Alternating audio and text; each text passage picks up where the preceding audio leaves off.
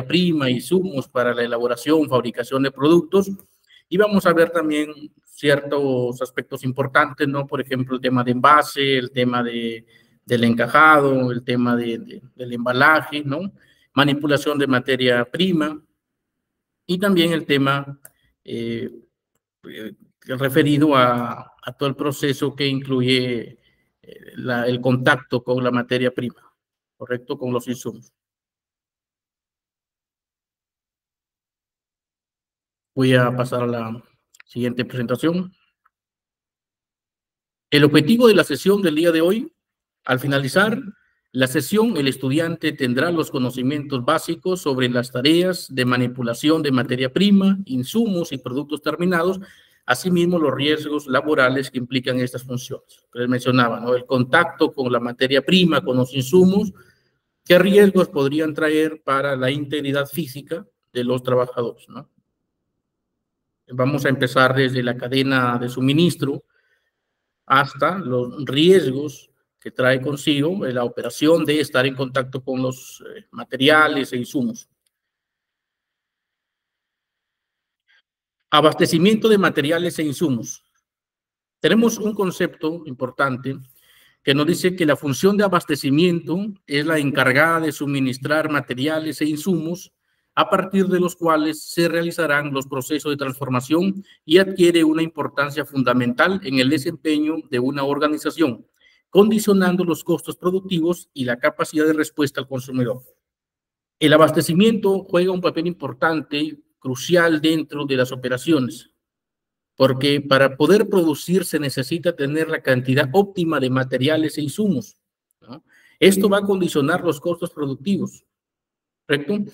Por ejemplo, si tenemos abastecimiento en exceso de materiales, se va a generar un aumento de, por ejemplo, costos de mantenimiento de esos materiales. Y si hay deficiencias de productos, deficiencia de materiales e insumos, lo que va a pasar es que se van a tener que hacer compras de pronto rápidas, ¿no? De materiales, insumos, que si es rápido y no pasa por un proceso adecuado de verificación de precios, por ejemplo, podría incurrir en comprar materiales e insumos a costo elevado, ¿no? Y por otra parte, también generaría retrasos en la operación. Los retrasos generan, por supuesto, que se incumpla las entregas de determinados lotes, ¿no? Y también genera pérdidas económicas. Lo menciona el concepto, ¿no? Que es la capacidad de respuesta del consumidor. Hay consumidores que piden lotes ya con bastante frecuencia, las empresas tienen inclusive contratos firmados para abastecer con determinada materia prima a determinados clientes. Sin embargo, si es que no tienen los insumos o los materiales necesarios, no van a poder cumplir y van a quedar mal, pues, ¿no? Entonces eso va a generar insatisfacción en el cliente. Entonces, estaría perdiendo la calidad del servicio.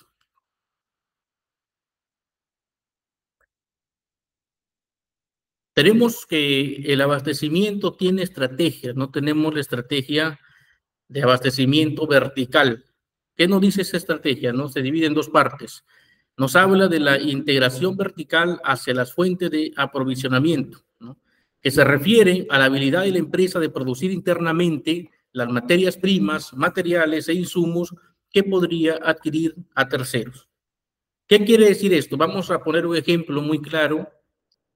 Las plantas procesadoras de limón, de mango, productos agroindustriales que son procesados y para ser vendidos en el extranjero, exportados. Las empresas agroindustriales en su mayoría tienen campos de cultivo propios. Siembran, ¿no? Cosechan, lo procesan y lo comercializan, ¿correcto? Entonces de eso se trata, de que la fuente sea interna, o sea, no ocupan de terceros, no ocupan de proveedores de afuera, sino dentro de la misma organización cosechan, ¿no? En este caso estamos poniendo el caso de una empresa agroindustrial, cosechan, ¿no? Siembran, cosechan y procesan. Luego tenemos la integración de avance. Se relaciona con adquisición de procesos aguas abajo en la cadena de abastecimiento. Aguas abajo quiere decir, por ejemplo, que la empresa ha optado, ha decidido tomar mayor control sobre la cadena de suministro, ¿no? Recordemos que la cadena de suministro va desde el punto, ¿no? Desde el abastecimiento de la materia prima, desde que se elabora un producto hasta que llega hacia el consumidor final. Entonces, muchas empresas en el mercado peruano y a nivel mundial se dedican a producir, ¿correcto? Se dedican a producir y el tema de la comercialización, la distribución, prefieren no hacerlo. Se prefieren enfocarse en la producción y para eso utilizan, por ejemplo, distribuidoras asociadas, distribuidoras autorizadas, ¿no? O mayoristas, ¿no? Que distribuidores son distribuidores asociados, distribuidores autorizados y los mayoristas, ¿no? Pero hay empresas que quieren ir más allá, quieren tener mayor control para maximizar sus ganancias, no, digamos, eliminar los intermediarios en la cadena de suministro. Y, por ejemplo, tenemos que estas empresas podrían optar por distribuir, ser ellos mismos los distribuidores de sus productos. Procesan, tienen el producto terminado, ya no ocupan distribuidores externos. Ellos mismos van a generar su área de comercialización, su área de distribución y llegarán directamente pues a los mayoristas, ¿no? Y minoristas o público en general. Entonces, hasta aquí, mis estimados, ¿tienen alguna consulta sobre los tipos de estrategias de abastecimiento que estamos viendo hasta ahora, por favor? Si tienen alguna duda, pueden comentar en el chat, por favor. El abastecimiento, recordemos, es muy importante, es crucial, porque impacta directamente en los costos de la producción, ¿sí? Si es que no se tiene un abastecimiento en condiciones óptimas. Condiciones óptimas quiere decir que el material y los insumos tienen que estar en las cantidades necesarias, ¿correcto? No debe haber una brecha de que falte ni de que sobre, porque esto va finalmente a incrementar los costos de producción. Y si los costos de producción incrementan, es difícil que la empresa pueda elevar el precio en el mercado, ¿no? Porque saldría de competencia del precio. Va a generar pérdida, pues. Entonces, si tienen alguna duda, a ver, voy a leer el chat. Si tienen alguna duda, alguna consulta, por favor, pueden utilizar el chat.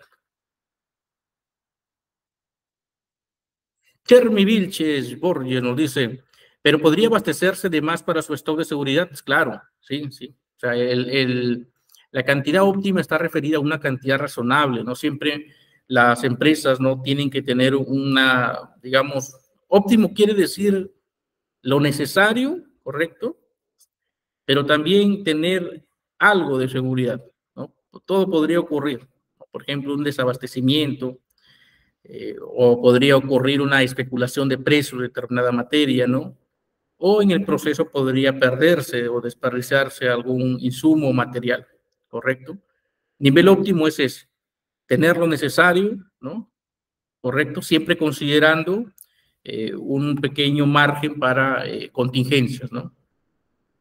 ¿Sí? Este margen de contingencia siempre se utiliza para todo dentro de lo que es planeamiento, ¿no? Que se le llama el colchón.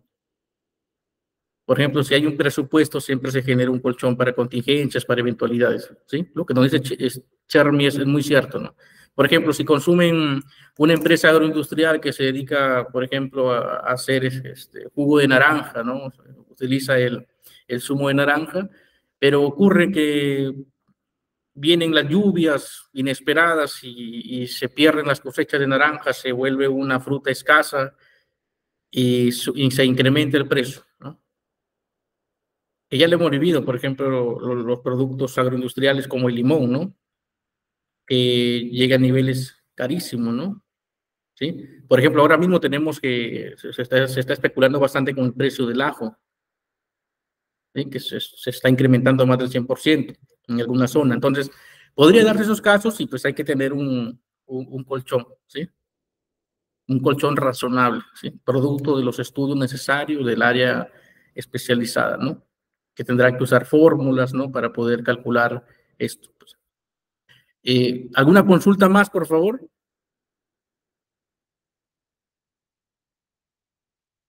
Vamos a pasar entonces a la siguiente diapositiva.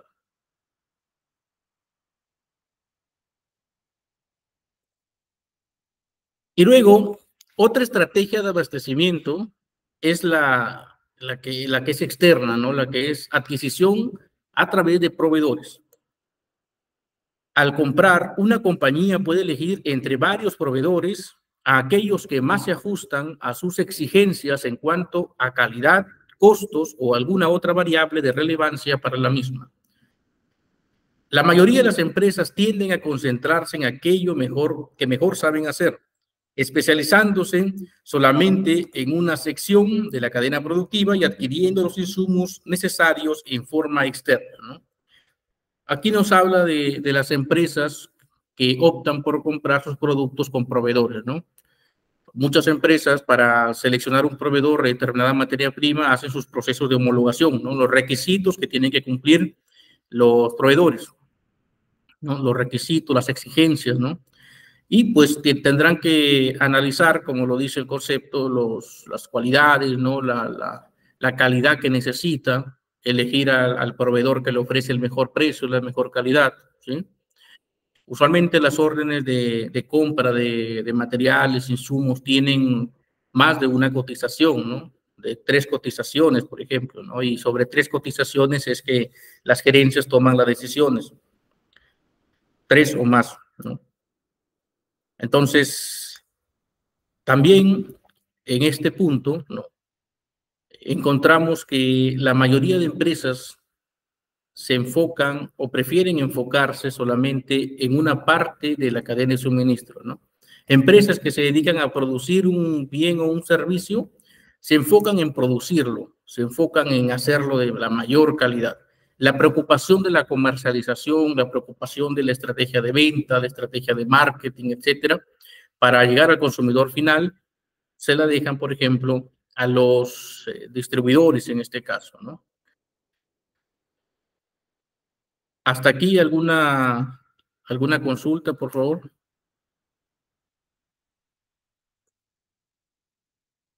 Sí. Las empresas también quieren evitarse, pues, estar produciendo ellos mismos el insumo, ¿no?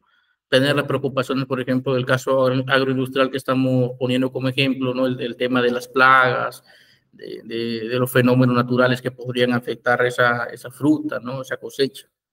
Y se enfocan solamente en recibir el insumo, el material, ¿no?, de sus proveedores, procesarlo y utilizar distribuidores externos también, pues, ¿no? ¿Alguna consulta, por favor, en el chat para poder avanzar? Es que no hay alguna consulta. Si todo está claro, también, por favor, consígnenlo en el chat del Meet para poder avanzar. ¿Sí?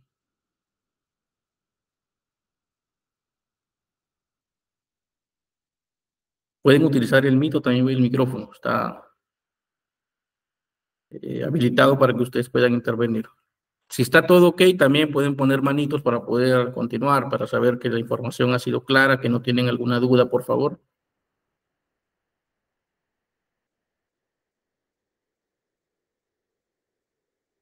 Para conseguir esos proveedores, realizan un tipo de concurso sobre los postulantes según estándares de la empresa solicitante. Nos dice Chermi Vilche, sí, Chermi. Para conseguir proveedores, las empresas tienen que establecer procesos de homologación. Homologación quiere decir los requisitos que la empresa va a imponer a los proveedores, ¿no?, que cumplan con determinados requisitos, ¿no? Por ejemplo, ¿no?, que cumplan con la documentación necesaria, con la documentación legal necesaria, que estén constituidas, que sean legales, ¿no?, que cumplan con los estándares de seguridad y salud en el trabajo, ¿no? Por ejemplo, que evidencien, ¿no?, el tipo de contratación que tienen con los trabajadores, quiénes son los representantes legales, de pronto antecedentes de los representantes legales, ¿no? También te piden, por ejemplo, algunas ISO, ¿no? Por ejemplo, hemos visto el caso de la ISO 9001 del sistema de gestión de calidad también.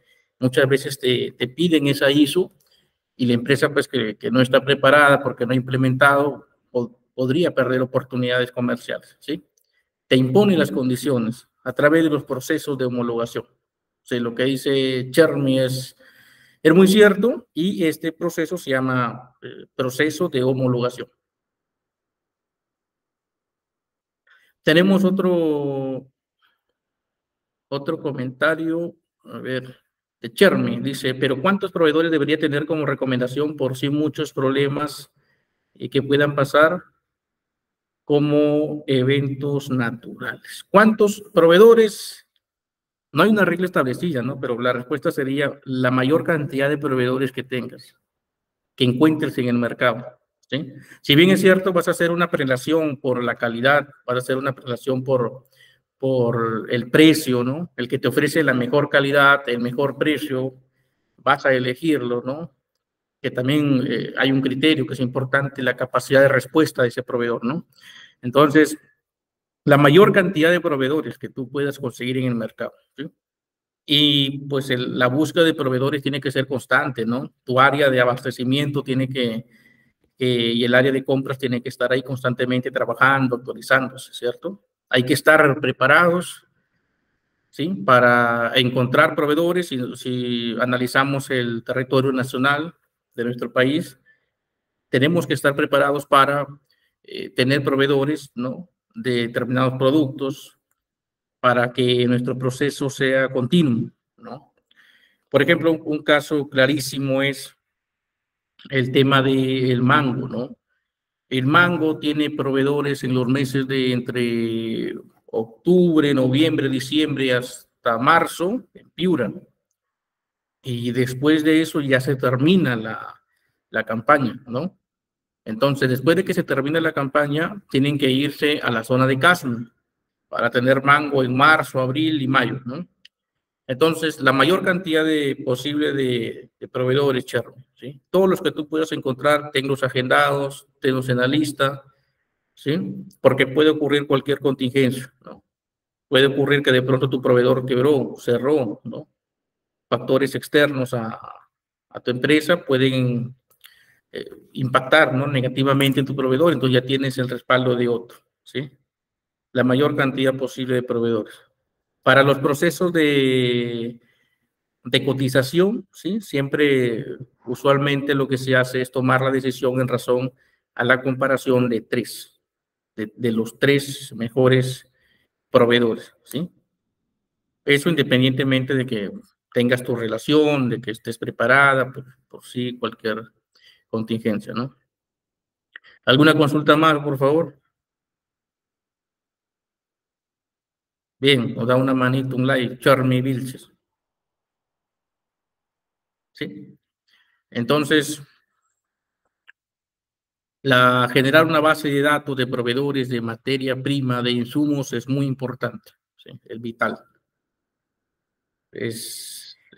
Le da bastante seguridad a la empresa en casos de contingencias. Vamos a pasar a la siguiente presentación.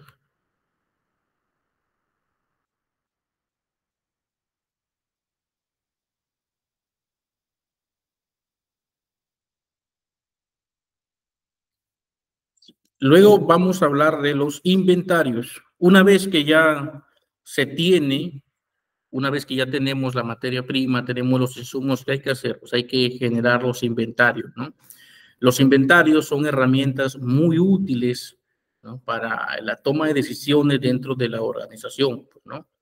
Imaginemos que el inventario no está actualizado, no está bien realizado, ¿no? Y podría generar falsa información y generar malas decisiones, ¿no? Que van a impactar en los costos.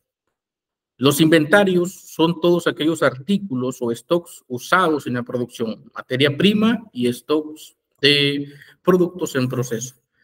Actividades de apoyo también como suministro de mantenimiento y reparación y servicio de cliente, productos terminados y repuestos.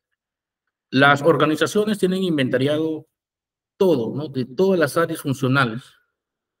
Tienen inventariado desde un lapicero, un escritorio, ¿no? Una máquina, etc. Sin embargo, uno de los inventarios más importantes de la organización, ¿sí? Es el inventario de materia prima, ¿no? De productos en proceso y de productos terminados. Es importante que se tenga actualizado, que se realice correctamente, ¿sí? Porque esto podría generar, digamos, falsa información y malas decisiones, ¿no? Al final esto va a impactar en los presupuestos, va a impactar en la operación, ¿no? ¿Alguna consulta hasta aquí, por favor? Los inventarios, por supuesto, que contienen la descripción del producto, ¿no? De qué área funcional es, las entradas, las salidas. Cada empresa utiliza un método de inventario para el control, ¿no? Hay sistemas, ¿no? Si es una empresa grande, va a tener su sistema de inventario. Si es una empresa, una MIPE, por ejemplo, también puede tener su control de inventario. De pronto utiliza una herramienta como el Excel, ¿no? Sí, es importante porque te dice ahí en qué momento es que tienes que realizar una compra de materia prima, cuándo se te está acabando, ¿no? Qué cantidad de productos terminados ya tienes en stock. Tener ese dato es muy importante.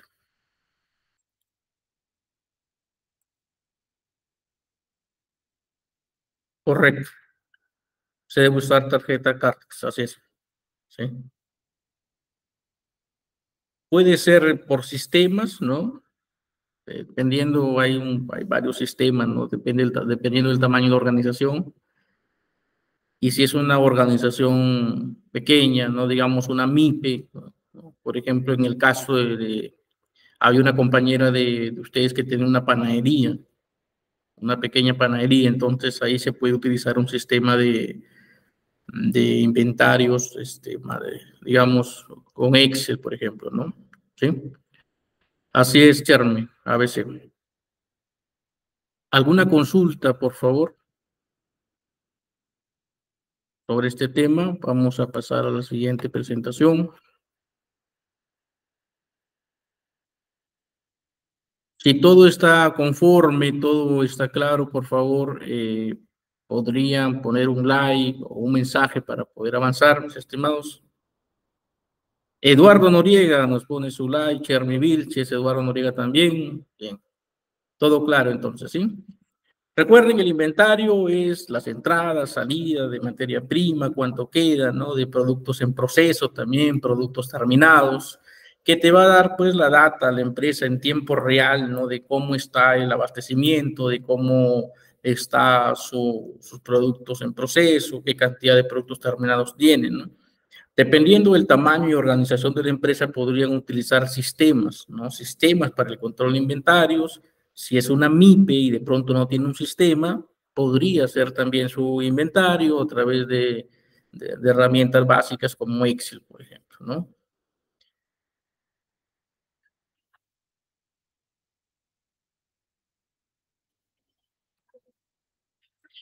Vamos a ver ahora, nos adentramos ya al tema de empaque, envase y embalaje, ¿correcto? Empaque, envase y embalaje. ¿Alguno de ustedes podría de pronto o querría participar, ¿no? Mencionándonos qué entiende o qué diferencia se encuentra entre estos tres conceptos, entre empaque, base y embalaje, por favor, o qué noción tiene, ¿no?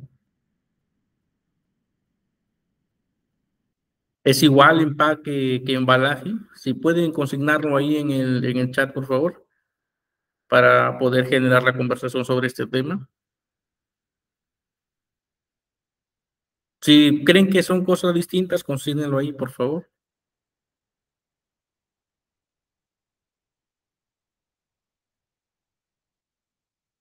Pueden utilizar también el audio, por favor, para...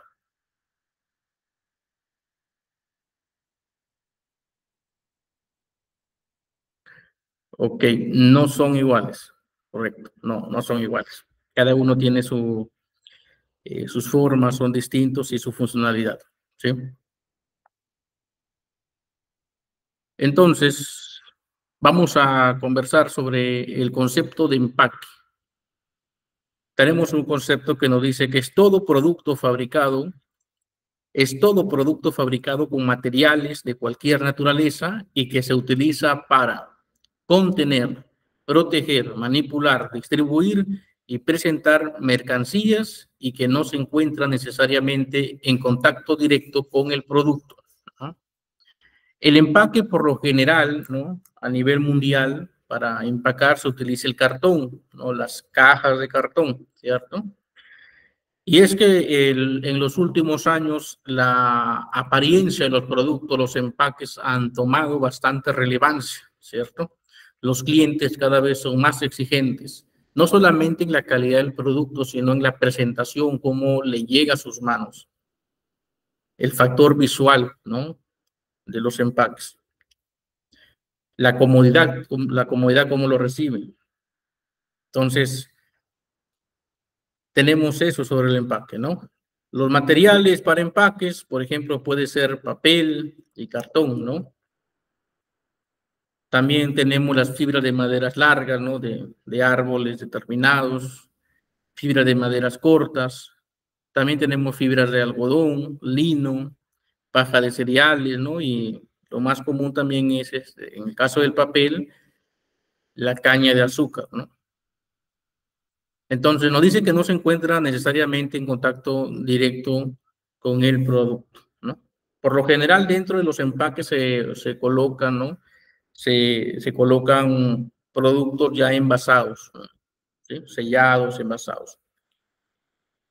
También tenemos que se puede utilizar vidrio, ¿no?, en algunos productos.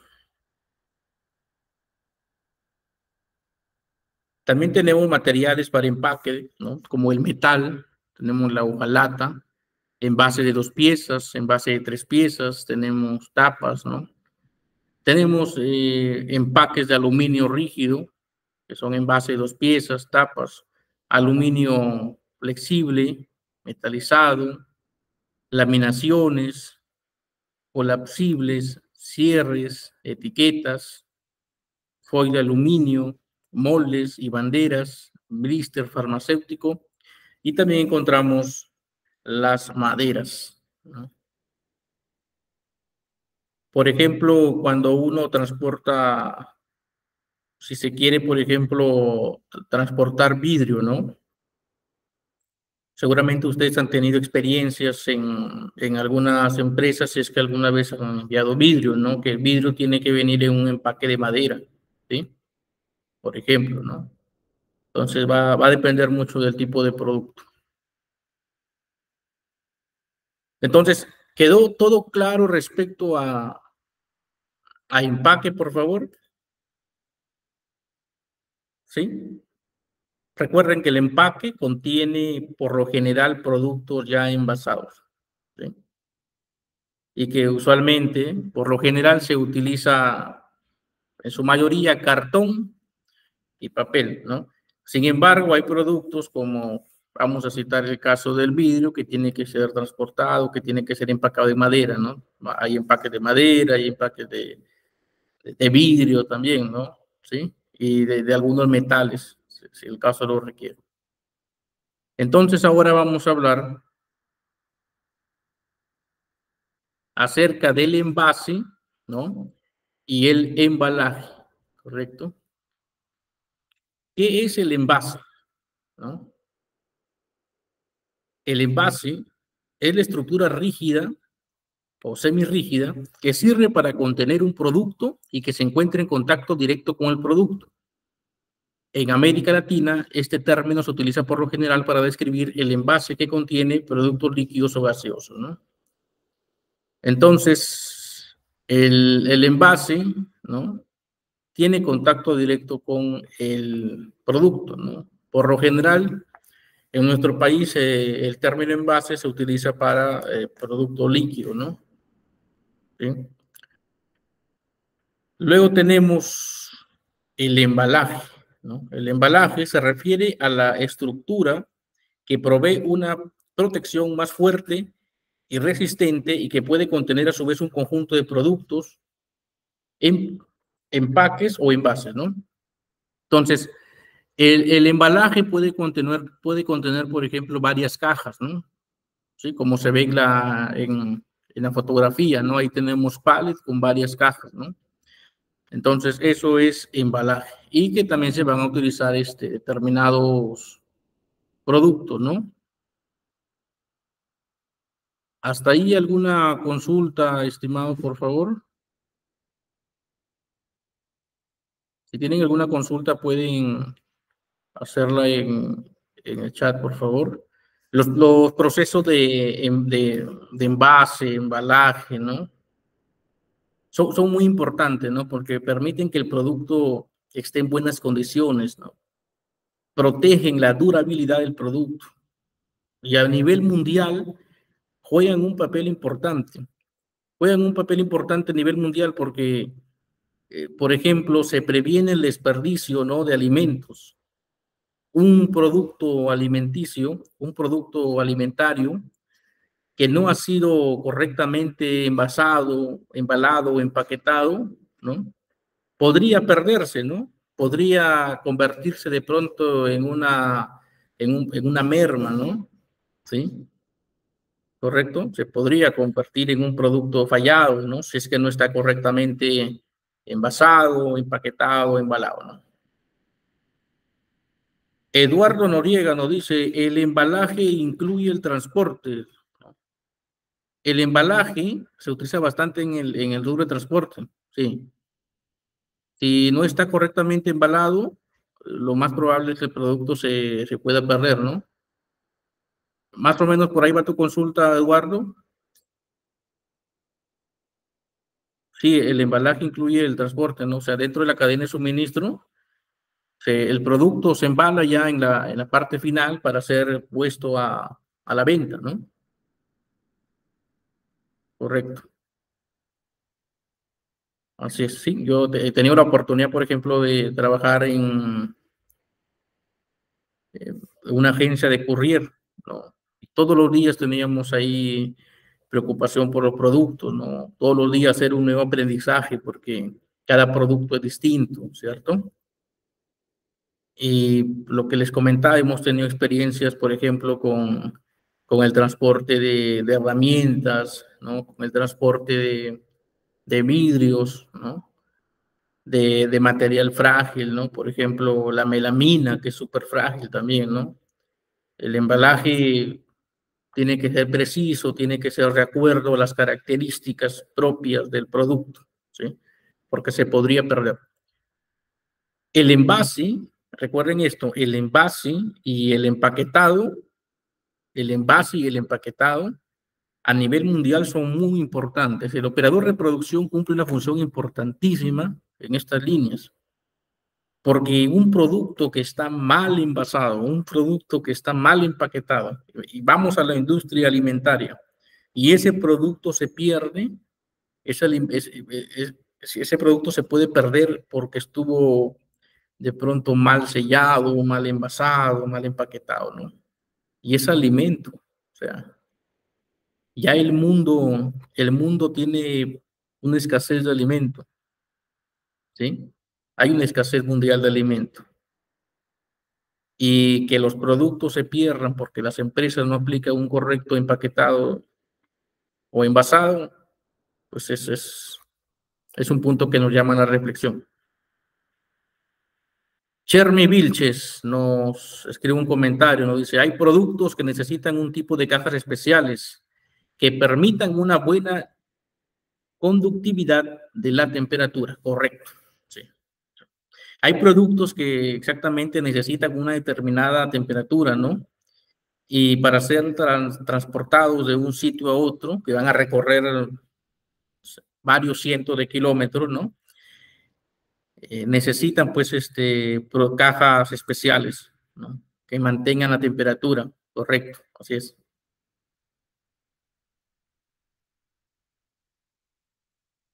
Los productos farmacéuticos también, ¿no? Los productos farmacéuticos también.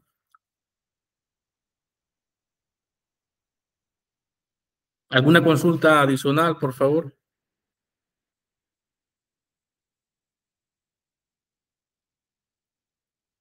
Pueden escribir en el chat.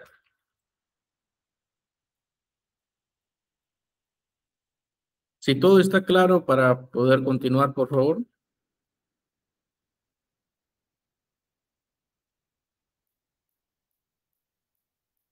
Sí, lo que decía Chermy es importante.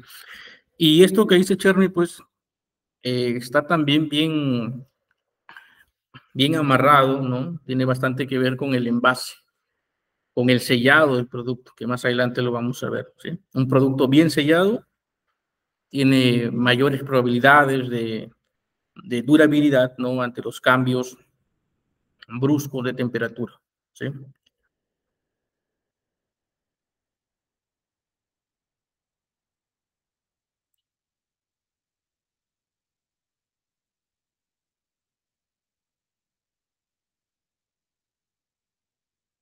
Tenemos algunos materiales para el embalaje, ¿no?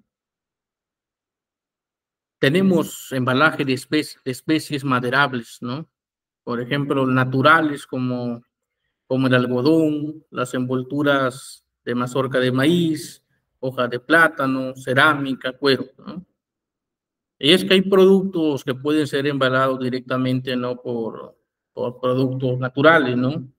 ¿Sí? Productos sobre todo alimentarios, ¿no? Por ejemplo, un producto muy conocido son los tamales, ¿no? Que también se producen a nivel industrial, ¿sí? Que utilizan, por ejemplo, la hoja de plátano, que es resistente al calor, ¿correcto? Y, por ejemplo, este punto nos hace recordar que a nivel mundial tenemos una nueva tendencia, ¿no? De los envases biodegradables y que ya se viene desarrollando en nuestro país, ¿no? En la zona de la selva. Por ejemplo, se está produciendo envases biodegradables con la hoja de bijao. La hoja de bijao es esa hoja con la que hacen los juanes de la selva, ¿no? Que son resistentes a la temperatura. ¿Alguien tiene experiencia de pronto, ha visto envases biodegradables que nos pueda comentar algo, por favor, para irlo conversando? ¿Sí? Ya. Les comentaba el caso de los envases biodegradables, ¿no? Por ejemplo, si ustedes han visto el juane, ¿no? Este producto, esta comida que es bastante consumida a nivel nacional, que tiene su origen en la selva, está envuelto en una hoja, que es parecida a la hoja de plata, ¿sí? Entonces, y hay proyectos de desarrollo donde se están haciendo envases biodegradables, ¿no? Y esto lo encontramos, por ejemplo, en los supermercados, ¿no? En las tiendas por conveniencia. Entonces, ya se está produciendo, ¿sí? Porque es resistente a las altas temperaturas, ¿no? Igual la hoja de plátano, ¿no? Inclusive la hoja de plátano se exporta, ¿no? Por ejemplo, si ustedes, pues, nos ponemos a investigar, pues encontramos que ha habido una migración bastante grande, ¿no? De extranjeros venezolanos que han ido por ejemplo, a Chile, a Colombia, ¿no? Entonces, por ejemplo, vamos a poner un caso súper rápido. La población venezolana consume un producto que se llama hallacas, que es muy parecido al tamal peruano. Entonces, las hallacas requieren, por ejemplo, la hoja de plátano para ser envuelto, ¿no? Entonces, en los meses de Navidad, ¿no? En diciembre hay alta demanda y el Perú exporta hoja de plátano, exporta la hoja de plátano, ¿no? Le exportan su bolsita sellada, ¿no? Un proceso sencillo. Y que mejora la economía, pues, de los productores de plátano. Ya no solamente venden su hoja para el mercado nacional, sino para el mercado eh, extranjero, pues, ¿correcto? Luego tenemos otros materiales, por ejemplo, el polietileno, el polipropileno, el cloruro de polivinilo, el PVC, el poliestireno, el PET, el policarbonato, el poliuretano, ¿no? Son distintos materiales que se utilizan para los embalajes, ¿sí? Hasta aquí, mis estimados, ¿alguna consulta, por favor? Pueden utilizar el chat para pasar al siguiente tema.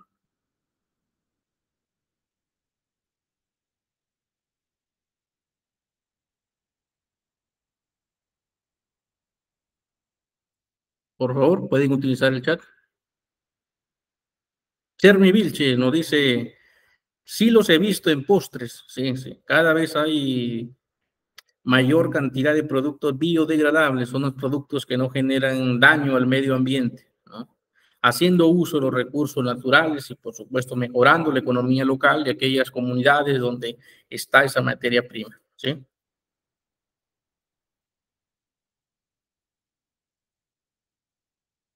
Ok, Eduardo Noriega nos dice todo claro.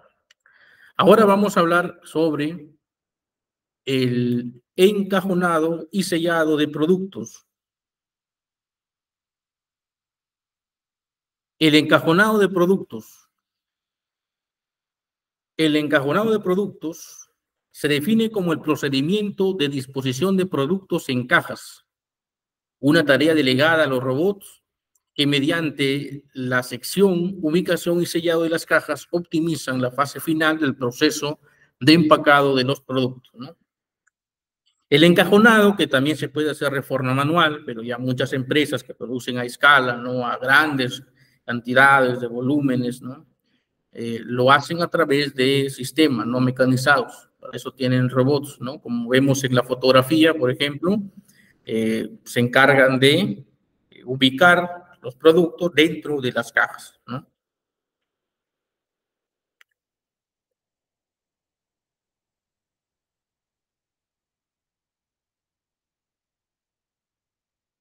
Luego tenemos el sellado de los productos. El sellado es crucial también, ¿no? El sellado es crucial para que el producto cumpla con las especificaciones de durabilidad. Un producto mal sellado es un producto proclive a dañarse, ¿sí? Sellado de productos. Un sellado adecuado repercute tanto en la conservación y preservación de las características organolépticas del producto, la garantía de inviolabilidad y aumento de la vida útil, así como el tiempo de caducidad, ¿sí? Lo que les venía comentando. Entonces, el sellado es vital, es importante para conservar las características de los productos, ¿sí? Y tenemos distintos tipos de sellado. Por ejemplo, tenemos el sellado en frío. Muchos alimentos o productos, por ejemplo, el chocolate o los helados, ¿no? Pueden estropearse por el calor generado por los sistemas de sellado de las máquinas de envasado en caliente, ¿no? Por ejemplo. Por eso se utiliza el sellado en frío, ¿no? Se utiliza presión y adhesión, ¿no? Se utiliza la presión y los adhesivos especiales autosellantes. Dependiendo del tipo de producto, va a tener que ser sellado en frío, ¿no? Utilizando la presión y adhesivos. Luego tenemos el sellado en caliente o el sellado térmico, ¿no? Que es el más utilizado en la industria por sus buenos resultados. Consiste en el proceso de soldado de un termoplástico a otro termoplástico u otro material aplicando el calor, ¿no? A un tiempo y a una presión determinada. Normalmente se utilizan placa de soldadura o barra de soldadura para aplicar el calor en zonas específicas del envase. Para esto, pues, se están utilizando las máquinas, ¿no? Hay máquinas selladoras, ¿no? Luego tenemos el envase al vacío, ¿no? El envase al vacío consiste en retirar todo el aire del interior del envase, logrando aumentar el tiempo de caducidad del producto. Entonces, como vemos aquí, el sellado, ¿no? Juega un papel fundamental dentro del proceso, ¿sí? Porque se puede tener la mejor materia prima, se puede tener el mejor proceso, ¿no? El mejor sistema de calidad, pero si falla en el sellado, de nada va a servir, se va a malograr el producto o le va a llegar de pronto mal al cliente, ¿no? Y los clientes recordemos que son exigentes, ¿no? Si usted le vende a un cliente un producto que está de pronto medio chancado, ¿no? O está medio abierto, posiblemente no lo va a consumir, ¿no? Y para la próxima ya no lo va a comprar. O lo podría recibir en estado descompuesto, ¿no? Hasta aquí, por favor, alguna duda o consulta, pueden escribir al chat, por favor. Si todo está claro, si ya los conceptos de empaque, de envase, de embalaje están quedando claros, por favor, de sellado, ¿no? Si todo está claro, pueden poner una manito, pueden también escribir al chat si tienen alguna consulta. Cherme Vilche nos da un like, todo ok, Eduardo Noriega también, ¿sí? Son funciones que ustedes como operadores de producción van a tener que realizar. Seguramente van a tener la oportunidad, si es que no la han tenido, de estar en estas líneas de producción. y tienen que hacerlo con la mayor responsabilidad posible y siempre enfocados en el proceso, ¿no? Enfocados en lo que están haciendo. Sí, su responsabilidad va más allá de hacer un buen producto de calidad, ¿no? Piense que ese producto se podría dañar, ¿sí? Entonces hay que hacer bien, estar atentos a los procesos, al control de la maquinaria, ¿no? Hay maquinaria especializada, ¿no? Para sellar productos, como vemos ahí en la imagen de la presentación. Ahora vamos a pasar al siguiente tema. Vamos a pasar al tapado y etiquetado de productos, ¿no? El tapado, ¿no? Su propio nombre lo dice. Y esto se va a dar ya en las etapas finales, ¿no? Dentro de las etapas finales de un proceso está el taponado del recipiente. Conservar su integridad tanto externa como el de producto es parte imprescindible del control de calidad, ¿sí? Por ejemplo, en el caso de productos líquidos que se envasan en botellas, ¿no? Y hay que taparlos correctamente, ¿sí? Luego tenemos ya en la parte final el etiquetado, ¿no? Una etiqueta es cualquier rótulo, marbete, inscripción, imagen u otra materia descriptiva o gráfica, escrita, impresa, estarcida, marcada, grabada en alto o bajo relieve, adherida, sobrepuesta o fijada al producto, a su envase. Cuando no sea posible por las características del producto, su envase se coloca en el embalaje, ¿sí? Como vemos en la imagen. Las etiquetas del producto, importantísimas, y ojo que las etiquetas también tienen que cumplir con ciertas normas legales, ¿no? Ahorita vamos a visualizar la información mínima que debe contener las etiquetas, ¿sí? Por ejemplo, debe contener, ¿no?, el nombre del producto, ¿sí? Debe contener los ingredientes y aditivos que contiene el producto, el nombre, la dirección, el RUC del fabricante o del importador, el nombre, dirección, RUC del distribuidor también. Condiciones de uso y conservación. Debe también tener contenido neto. También información de los octógonos, ¿no? El número de registro sanitario. Fecha de vencimiento también, ¿no? El número de lote y el origen del producto. Entonces, como pueden ver, las etiquetas deben cumplir con ciertas especificaciones, ¿no?, en materia reglamentaria, ¿no? Por ejemplo, vemos el tema de los octógonos, ¿no? El tema de la información legal de la empresa, el RUC, el domicilio, ¿sí? Hasta aquí, por favor, alguna consulta, mis estimados. Si tienen alguna consulta, pueden escribir en el chat, ¿no? Y recordemos que la etiqueta no es el principal aspecto a revisar en un producto, ¿sí? Lo primero que ve el cliente, la etiqueta, le empieza a leer, a mirar, ¿no? Vas a transmitir al consumidor los datos importantes, ¿sí? Va a describir, va a marcar esa diferencia de un producto, ¿no? Desde la información, el aspecto, los colores que se utilizan. Se debe cumplir con las normas y leyes establecidas, ¿no?, en cada mercado. También contiene información adicional que le permite al consumidor tomar la decisión de compra, ¿no? Por ejemplo, la información de los octógonos, ¿no? Esta norma que se implementó en nuestro país hace algunos años, ¿no? Que nos dice si un producto, por ejemplo, es alto en grasas saturadas, si es alto en azúcar, si se contiene sodio, por ejemplo, ¿no? Entonces, ya el consumidor ahora, con los cambios que se han dado en los últimos años en la normativa peruana, por ejemplo, ya tiene acceso, por ejemplo, a esa información, ¿no? Hace muchos años las personas, nosotros comprábamos un producto, pero no teníamos la información si era alto en grasas, si era alto en azúcar, ¿no? Ahora ya es más visible y el cliente puede tomar esa decisión de compra, ¿no? Si tienen alguna duda, por favor, utilicen el chat, ¿no? Entonces, la etiqueta es importante, es lo que va a diferenciar un producto, se va a quedar en la mente del consumidor, ¿correcto? Entonces, los operadores que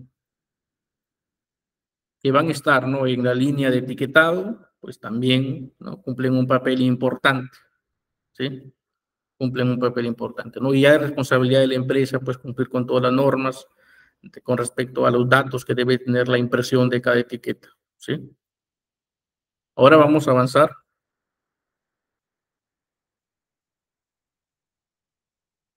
Vamos a hablar sobre la codificación del producto, ¿sí? Una vez que el producto ya está terminado, hay que codificarlo, ¿sí? Tenemos un concepto que nos dice que el proceso de codificación de mercancías consiste en la identificación de los distintos artículos o productos de un almacén de manera inequívoca con un código o signo.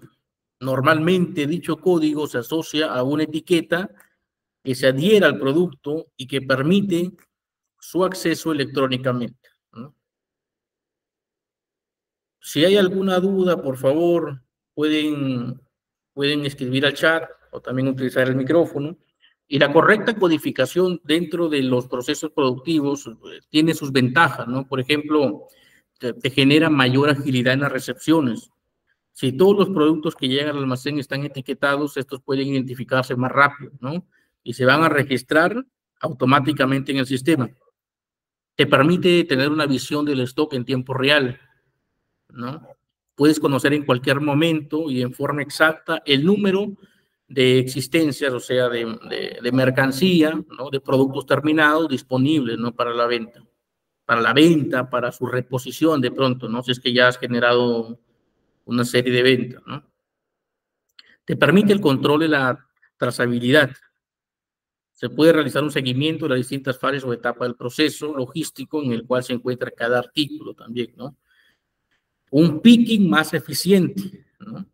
La preparación de pedidos o picking va a ser más eficiente, ¿no? También tenemos la eliminación de los errores, ¿no? Se evitan, por ejemplo, las pérdidas, ¿no?, los extravíos y equivocaciones en cualquier operativa, ¿no?, en cualquier parte de la planta, ¿no?, de los almacenes, ¿no? Y todo esto, ¿no?, te va a dar orden, pues, ¿no? Te va a dar orden, ¿no? Y si hay orden, va a haber control.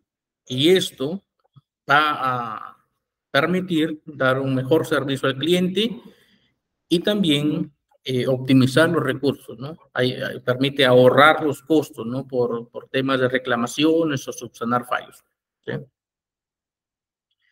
Hasta aquí alguna consulta, por favor, sobre el tema de hasta donde estamos avanzando.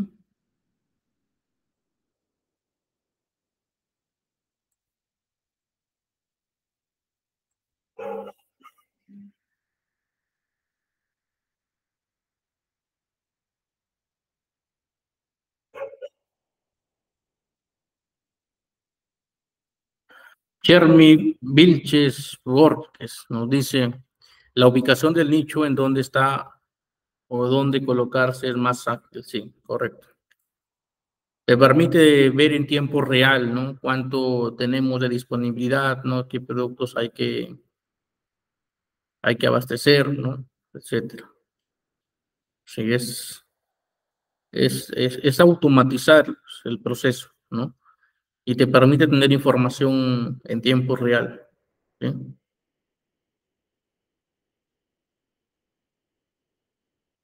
Vamos a pasar a la siguiente presentación, entonces.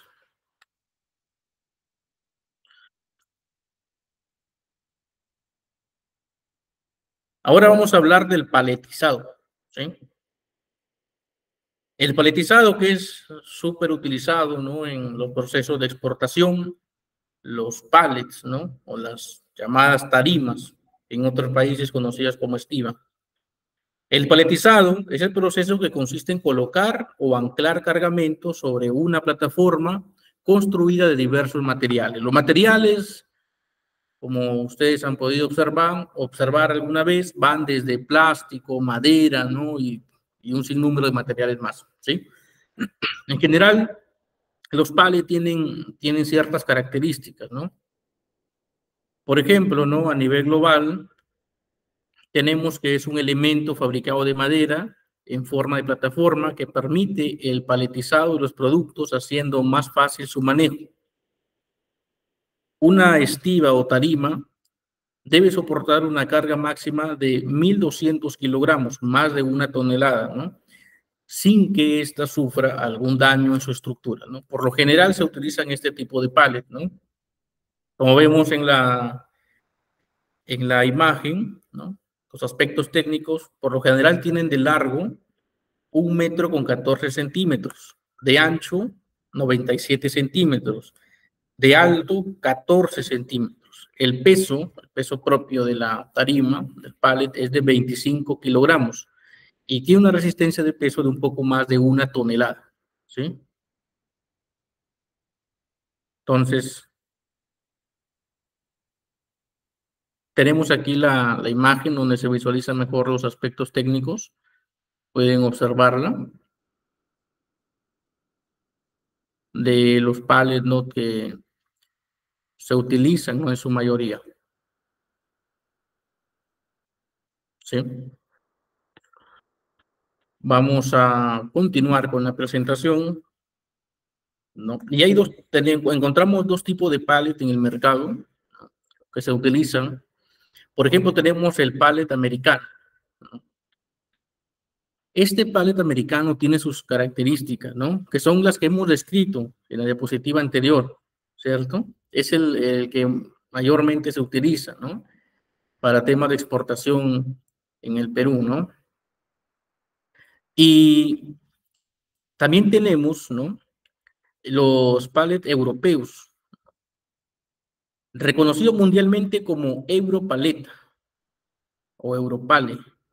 Sus características son homologadas por la EPA, la Asociación Europea de Pallets, ¿no? Mientras tanto, el pallet americano tiene una norma para sus especificaciones, ¿no? Que es la ISO 3676, ¿sí? Sobre el pallet europeo, sus características, ¿no? Tenemos que la medida estándar de este pallet es de 1.200, ¿no? Es de 1,2 metros, ¿no? 1.200 milímetros, ¿sí? Por 800 milímetros, ¿no? Tenemos que pesa regularmente 27 kilogramos, pesa 2 kilos más que el anterior, ¿no?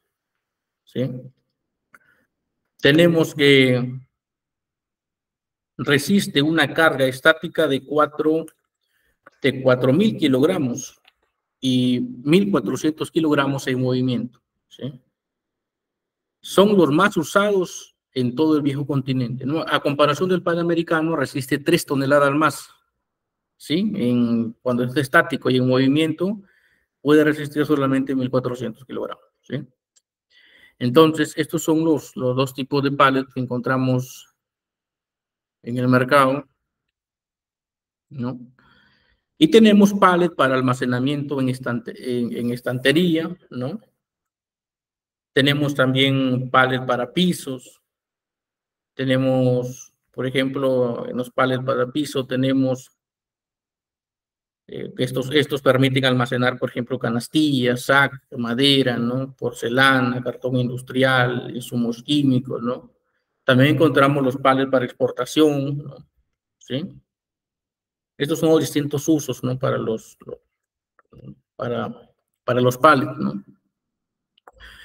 Entonces, hasta aquí alguna consulta. Recuerden que los pallets pueden ser de madera, pueden ser también de plástico, ¿sí?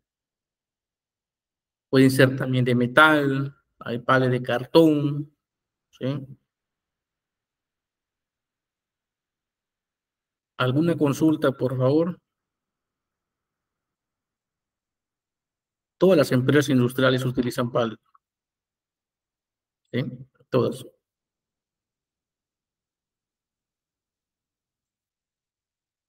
¿No? Y es importante, por ejemplo, el operador de producción debe conocer las medidas, ¿no?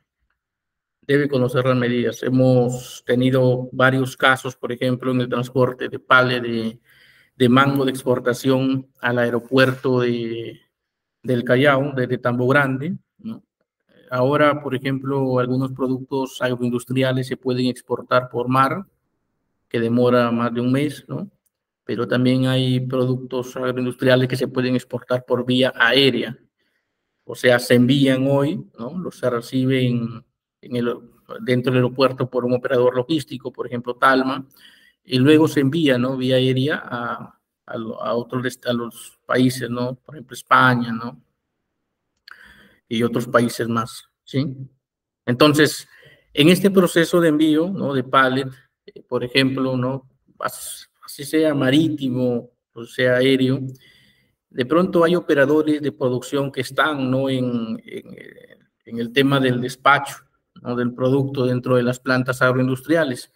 Y es importante que sepa, por ejemplo, la medida de los pallets, porque esto le va a permitir saber las características que debe tener la unidad de transporte que le va a trasladar los pallets, ¿no? Por ejemplo, si ya sabe usted que un pallet tiene, por ejemplo, 1.2 metros de 1.2 metros de largo, entonces ya sabe que a un camión de 14 metros de largo, ¿no? Le va a entrar aproximadamente 20 pallets, ¿no?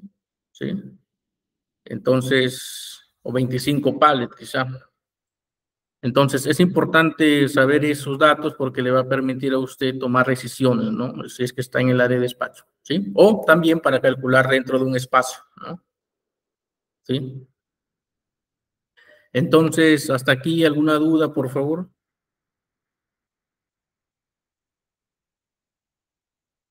¿Sí?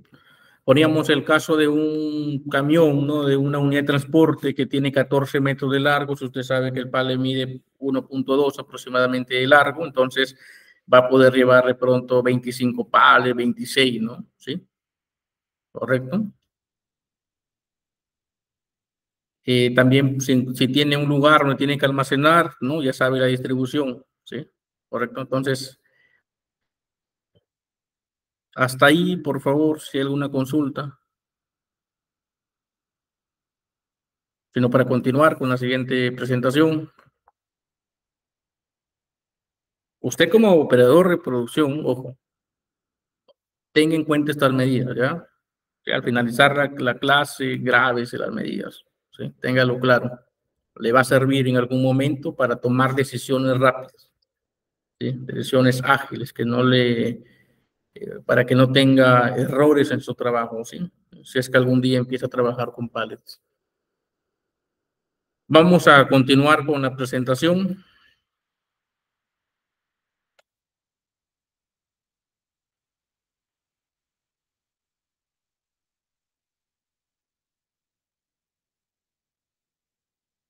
Tenemos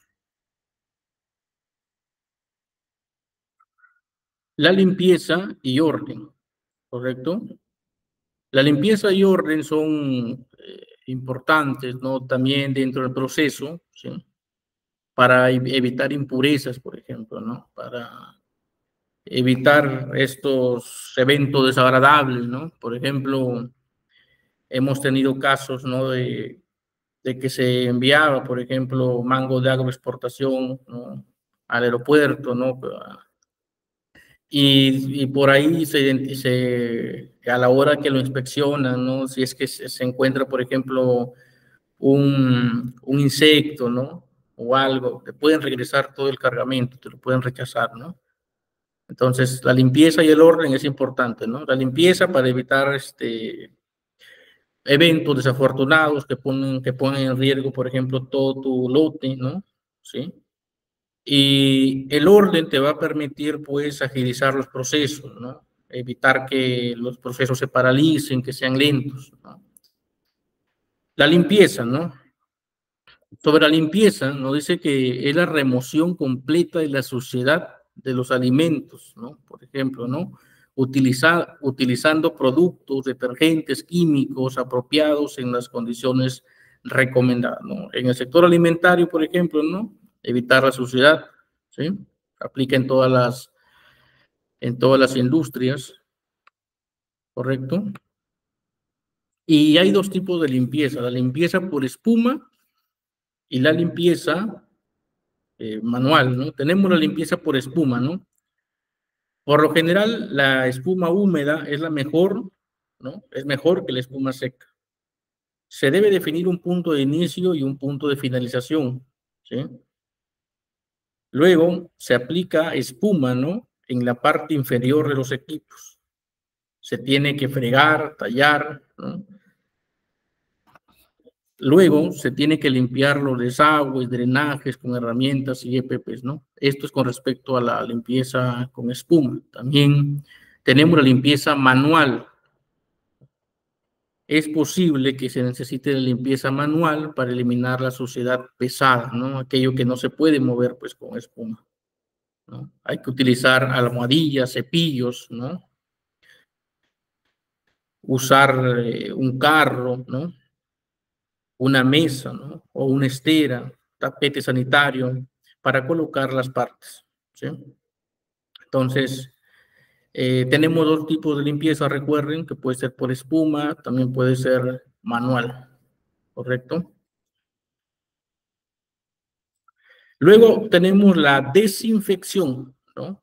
Tratar de manera adecuada las superficies limpias mediante un proceso efectivo para eliminar células vegetativas de patógenos, ¿no? Y para reducir de manera sustancial el número de otros microorganismos no deseados, ¿no? La desinfección, esencial, ¿no?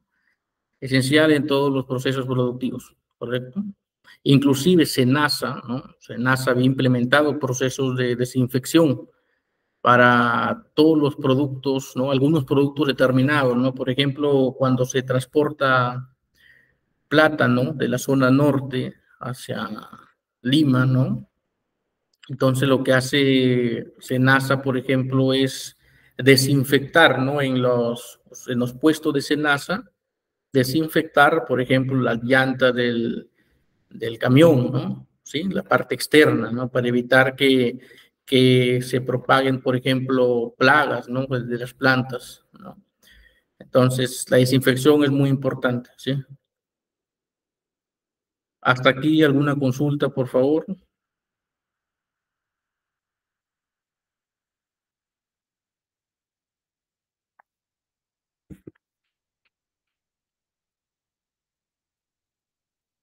Hasta aquí, ¿alguna consulta? Si no hay alguna consulta, colocar si está todo claro.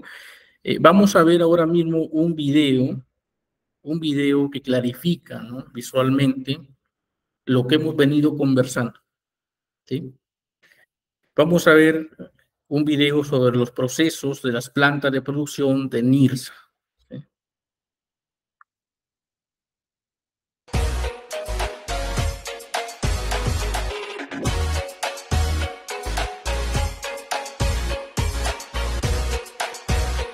Hasta el momento de su despacho.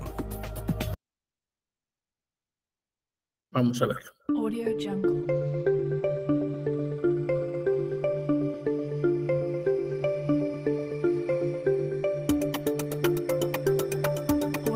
NIRSA posee 13 barcos atuneros, los cuales proveen del 60% de la necesidad de materia prima. El resto se compra a barcos terceros. El atún es capturado, congelado y almacenado dentro del barco en bodegas.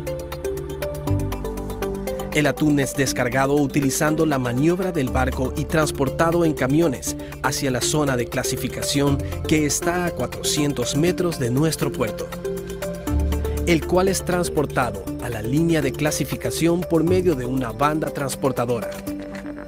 El atún se clasifica por especie y por talla. Una vez clasificado, el atún se coloca en tanques. Se captura en el sistema el peso, número de tanque, talla, especie, barco y bodega del barco. Se procede a dar ingreso al tanque al sistema, para luego ser almacenado en nuestros frigoríficos. Una vez que el atún es solicitado para producción, se procede a descongelarlo. Este proceso se lo realiza con agua al ambiente. Cuando el atún alcanza la temperatura requerida, se lo retira del tanque y se ingresa al área de eviscerado.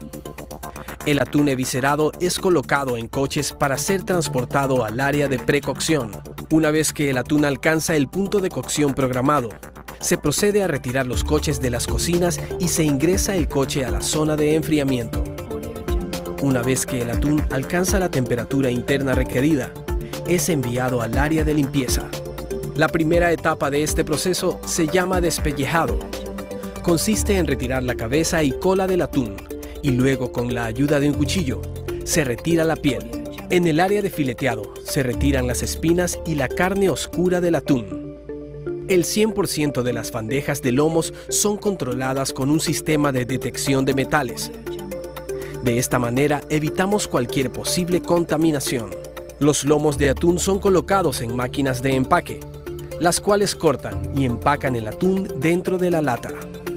Se dosifican los líquidos de cobertura requeridos por el cliente: agua, aceite. Se sella la lata con la tapa.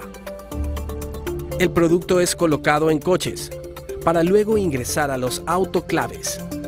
La lata luego pasa por un sistema de revisión de rayos X.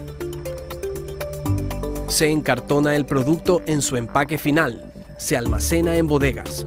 Los lomos se colocan en moldes. Una vez lleno el molde, se coloca la bolsa. Luego de sellado, el producto se termoencoge y se pasa por un compactador. De esta forma se garantiza una congelación uniforme.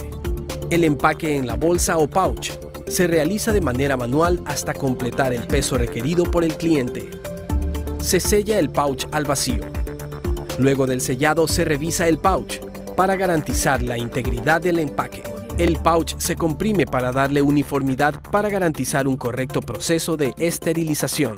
El pouch es colocado en coches para luego ingresar a los autoclaves para el proceso de esterilización.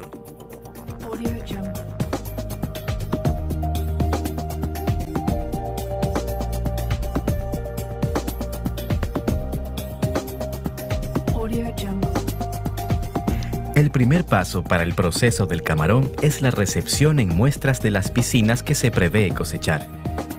Una vez realizados los análisis y controles de calidad, y si está apto para ser empacado entero, pasa a las máquinas clasificadoras en las cuales se lo separa por tamaños. El camarón destinado a ser empacado sin cabeza es direccionado a la línea de operarios experimentados que remueven la cabeza y preparan el camarón para la máquina clasificadora.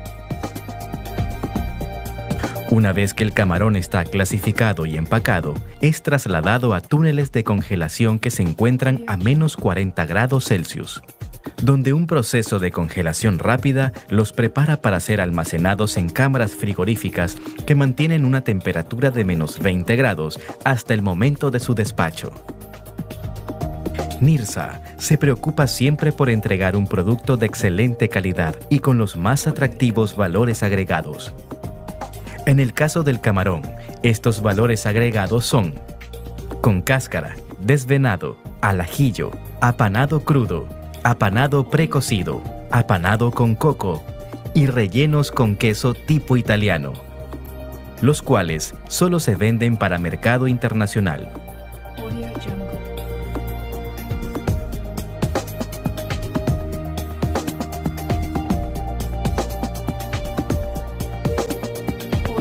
Las sardinas son recibidas de barcos propios y de terceros.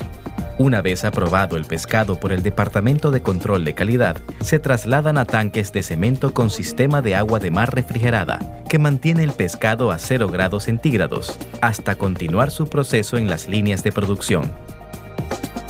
Al igual que el atún, la sardina es enlatada para su venta al mercado local bajo la marca Real. Las sardinas se las puede encontrar en 3 presentaciones: en aceite de girasol, aceite de soya y en salsa de tomate en diferentes tamaños. La harina de pescado se obtiene a través de la materia prima proveniente del recurso marino que capturan las embarcaciones de especies pelágicos y de subproductos derivados de las plantas procesadoras de atún y sardina.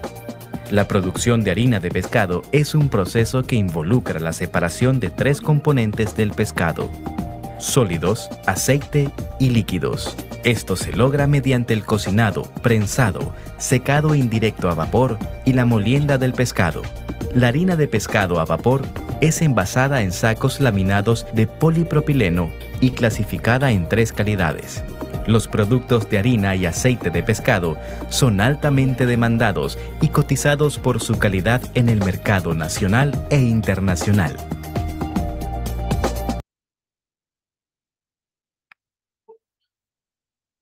Como hemos visto en este video ilustrativo,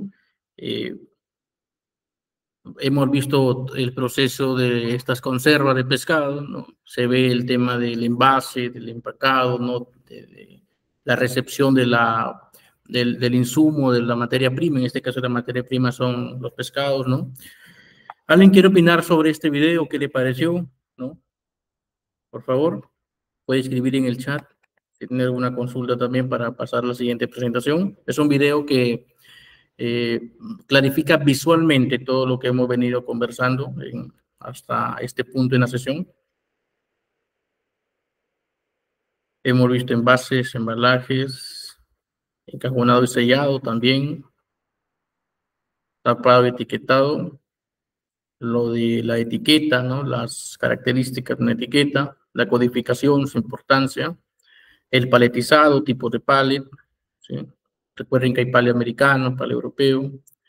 La limpieza y el orden son vitales, ¿no? Juegan un papel también importante.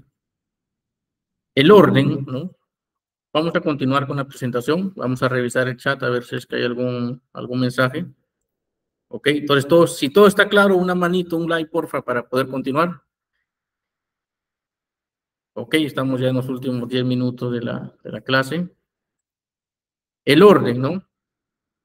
Con respecto al orden, hay que diferenciar los contenedores para los residuos que deben separarse, ¿no? Por ejemplo, si son residuos, ¿no?, sólidos, cada contenedor, ¿no?, con su nombre, ¿no?, especificando, ¿no?, para qué se va a utilizar. Preparar los medios para almacenar y ubicar los materiales fácilmente, ¿sí? Asignar un lugar a cada cosa, procurando que cada una esté siempre en su sitio, ¿sí? Correcto. Entonces, el orden es importante, ¿sí? Y sobre las ubicaciones de este punto, ¿no? Cada ubicación se diseñará de acuerdo a la funcionalidad y velocidad de ubicación, ¿no? Delimitando las áreas, ¿no?, y haciendo la señalética respectiva para ubicar las cosas. Hasta aquí todo claro, por favor. Consígnenlo en el grupo si tienen alguna consulta para pasar a la parte final, que es sobre los riesgos, ¿no?, laborales inherentes a la manipulación de materiales e insumos dentro de una planta, por favor. Ok, entonces todo claro, vamos a pasar a la siguiente diapositiva. Sobre los riesgos laborales en la manipulación de materia prima, insumos y productos terminados, ¿correcto? Por ejemplo, los operadores de producción, ¿no?, que están manipulando un insumo que es inflamable, por ejemplo, ¿no? Puede un derramamiento, ¿no?, de pronto un descuido, ¿no?, o una mala manipulación puede causar un incendio, ¿sí? Y podría, pues, verse perjudicado. Las caídas, ¿no? Dentro, por ejemplo, del abastecimiento, ¿no?, tenemos el tema de la carga, ¿no? La carga, la estiva, carga y descarga, ¿no? El traslado del producto. Si bien es cierto, hay algunas maquinarias, ¿no?, o equipos que te ayudan para el traslado, ¿no? Muchas veces siempre va a estar en ese trabajo manual. Siempre hay que tener cuidado, ¿no?, con las caídas, ¿no? Muchas veces se trabaja en altura o hay desniveles en el piso de la planta, ¿correcto? Tenemos luego los golpes y atropellos, ¿no? Por ejemplo, esto está causado por la mala colocación de los distintos elementos del almacén, cuando no hay un orden, ¿no? También puede ser producido porque no hay una iluminación buena, porque falta limpieza de pronto, ¿no? Y esto puede producir golpes de los trabajadores, operarios de producción con los objetos inmóviles, ¿no? Por ejemplo, una planta que de pronto no tiene buena iluminación, el trabajador puede impactar, puede caerse, ¿no? O puede ser atropellado por algún elemento dentro del almacén, ¿sí? Luego tenemos cortes, ¿correcto? corte, ¿no? Hay trabajadores que están en contacto de pronto con herramientas afiladas, ¿no? O punzantes, como navajas, ¿no? Cúteres, entonces puede producirse, ¿no? O también puede ser el contacto, ¿no? El contacto con las aristas de las cajas, ¿no? O el papel, también podría cortar. Tenemos también el derrumbamiento de los objetos, ¿no? Cuando, por ejemplo, hay una serie de pallets, ¿no? Que están hacia arriba, ¿no? Donde están, por ejemplo, los almacenes, y también podría haber un derrumbamiento y usted podría verse perjudicado como operador de producción, ¿sí? Se produce porque las mercaderías están mal apiladas, porque las estanterías están poco sólidas, ¿no? Y esto puede ser durante la manipulación de cargas en altura, ¿no? O también si es que usted está en el piso de la planta y de pronto está caminando, si está mal ubicado, podría ser impactado, ¿no? Contacto con sustancias nocivas para la salud, ¿no? Si es que, por ejemplo, se trabaja con sustancias químicas o tóxicas, ¿no? Por ejemplo, los que trabajan en el rubro farmacéutico, ¿no? Por inhalación, ¿no? O por contacto cutáneo, puede desencadenar un problema en la salud. El sobreesfuerzo, ¿no? Que es levantar excesiva carga, ¿no? Un peso excesivo, ¿no? Y también realizar estas tareas todos los días, ¿sí?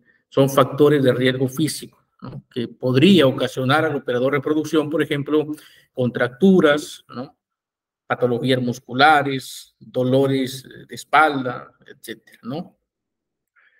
Y luego tenemos el riesgo eléctrico, ¿no? Que es pues el contacto, ¿no? Con cualquier elemento, ¿no? De la instalación eléctrica que podría estar en mal estado, ¿no? Dentro de la planta. Por ejemplo, enchufes, cables, ¿no? Podría causar electrocuciones, ¿no? Electrocuciones o también quemaduras, ¿sí? Tenemos otro riesgo, es la congelación, ¿sí? Este riesgo es un riesgo que hay que tener bastante en consideración, ¿sí? Sobre todo en los almacenes frigoríficos, ¿no? La congelación por una exposición excesiva al frío, ¿no? O por un deficiente uso de los equipos de protección. Ojo, siempre hay que usar, recordemos, los equipos de protección personal para mitigar, para reducir estos riesgos, ¿correcto? Sus EPPs, que la empresa está obligada a proporcionarle, que ya le hemos visto una clase de la Ley de Seguridad y Salud en el Trabajo. Luego tenemos que se podría dar riesgos por la utilización imprudente de los equipamientos, ¿no? Por ejemplo, manejo inadecuado, ¿no? De carretillas, ¿no? De camiones y furgonetas, por ejemplo, ¿no? Un mal uso de los equipos de protección personal, ¿no? Un mal uso de herramientas y de aparatos electrónicos. ¿Sí? Entonces, esos son los riesgos a los que está expuesto el operador de producción en la manipulación de materiales, de materia prima, insumos, no dentro de una planta, ¿correcto?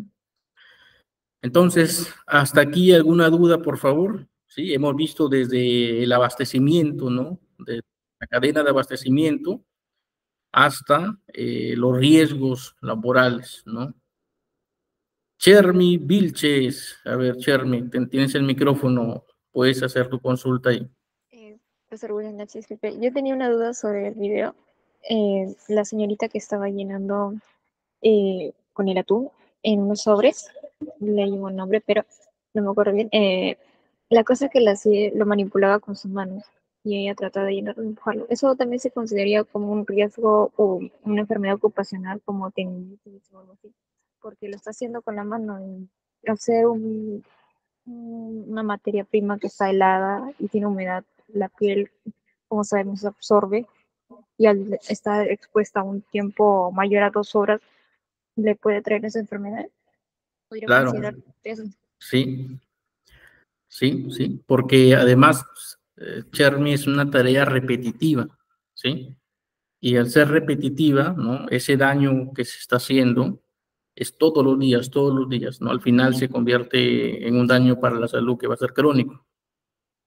Correcto, es por eso que en este caso del video, pues, esta trabajadora, ¿no? Del área de operaciones está haciendo una tarea que a la larga va a ser perjudicial para su salud, ¿no? Es por eso que las empresas tienen que implementar, ¿no?, su matriz hiper, ¿no?, que te va a determinar el riesgo de ese puesto, por ejemplo, ¿no? Ahí en su matriz hiper van a tener que determinar que en ese puesto esté expuesta al contacto con la mano, ¿no?, con la parte fría, ¿no? Entonces, y que eso va a generar determinados daños a la salud, ¿no?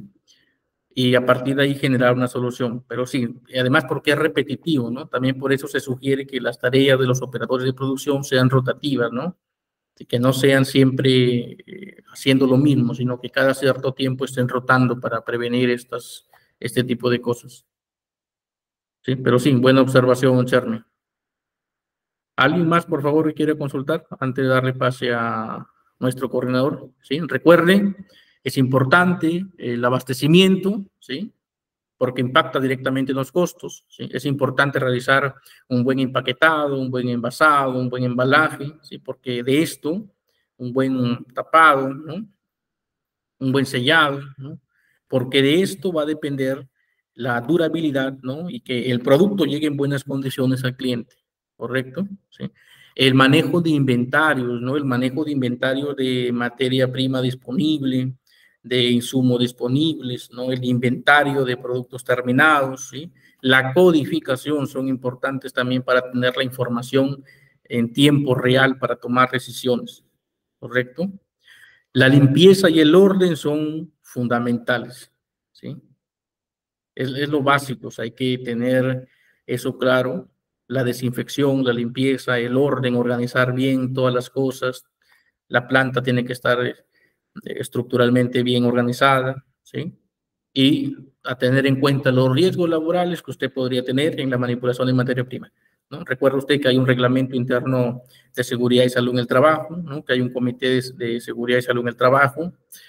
Recuerda usted que la empresa tiene manuales, procedimientos, y usted, para evitar estos riesgos de manipulación de materia prima, insumos, ¿no?, dentro de la planta de producción, tiene que leerlos, ¿sí? Los recibe, los lee y los aplica. Y la empresa está obligada a darle también sus elementos de protección personal, sus equipos de protección personal, y usted debe utilizarlos para reducir los riesgos, ¿correcto? Es también responsabilidad de usted.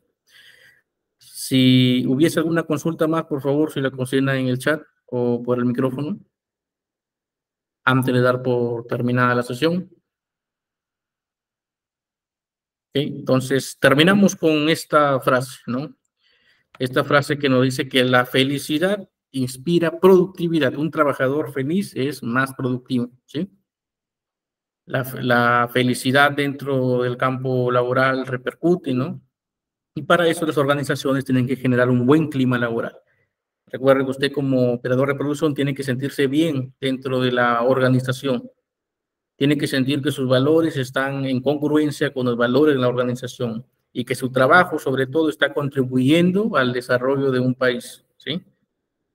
Entonces, con esta frase terminamos la sesión. Muchas gracias a todos por participar el día de hoy. Le doy pase a nuestro coordinador. Buenas noches.